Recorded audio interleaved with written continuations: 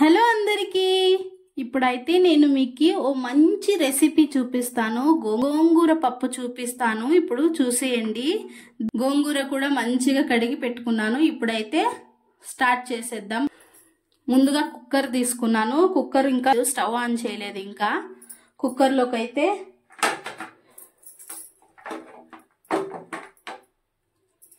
బ్యాళ్ళు వెల్లుల్లి వేసుకుంటున్నాను. టొమాటోస్ వేసుకుంటున్నాను.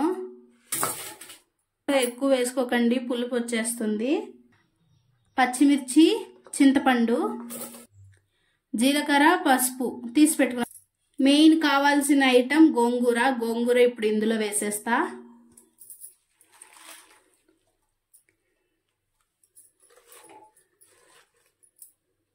ఇప్పుడైతే వాటర్ యాడ్ చేస్తున్నాను. ఇప్పుడైతే స్టవ్ ఆన్ చేసి 3 విజిల్స్ అయితే వేసేస్తాను. ఇప్పుడైతే 1 స్పూన్ ఆయిల్ వేస్తున్నా. నేను మీకు ఒక టిప్ చెప్తాను. యాక్చువల్లీ మనం విజిల్కి వేసినప్పుడు పప్పు అంతా ఇక్కడ స్ప్రెడ్ అవుతుంది కదా, అప్పుడు ఏం చేయాలంటే ఇందులో కొద్దిగా ఆయిల్ యాడ్ చేసుకోవాలి. 1/2 టేబుల్ స్పూన్ ఆయిల్ అయితే వేస్తున్నాను. బాగా స్ప్రెడ్ చేయండి.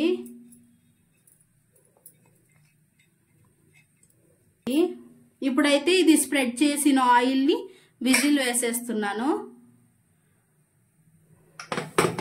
ఇప్పుడైతే కుక్కర్ మూత తీసేస్తున్నాను. ఇదిగో నేను అప్పుడే చెప్పాను కదా, ఆయిల్ అప్లై చేశాను కదా. ఆయిల్ అప్లై చేయటం వల్ల ఇక్కడ పైన ఏమీ స్ప్రెడ్ అవ్వదు. ఈ టిప్ అయితే మీరు ఫాలో చేసేయండి. పప్పు అయితే ఉడికిపోయింది బాగా. ఇప్పుడు ఇందులో ఉన్న వాటర్ పక్కకి తీసుకుంటాను.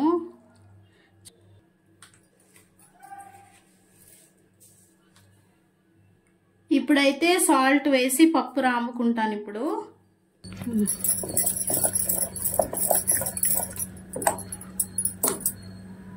పప్పు అయితే రామేశాను. ఇప్పుడు తరువాత వేసుకుంటాను. వెల్లుల్లి కాస్త దంచాను.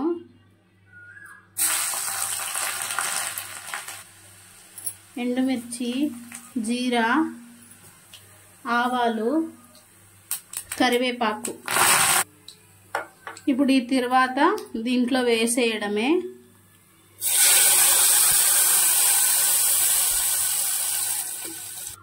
నా ఛానల్ని ఇంకా ఎవరైనా సబ్స్క్రైబ్ చేసుకొని వారు ఉంటే తొందరగా సబ్స్క్రైబ్ చేసుకోండి, లైక్ చేసి షేర్ చేసేయండి.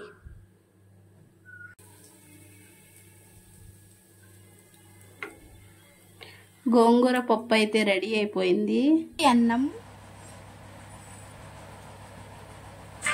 గోంగూర పప్పు ఎంతో టేస్టీ రాయలసీమ గోంగూర పప్పు, వేడివేడి అన్నం రెడీ. నా ఛానల్ని ఇంకా ఎవరైనా సబ్స్క్రైబ్ చేసుకొని వారు ఉంటే తొందరగా సబ్స్క్రైబ్ చేసుకోండి, లైక్ చేసి షేర్ చేసుకోండి. అంతే ఇంకా వీడియో. Bye bye.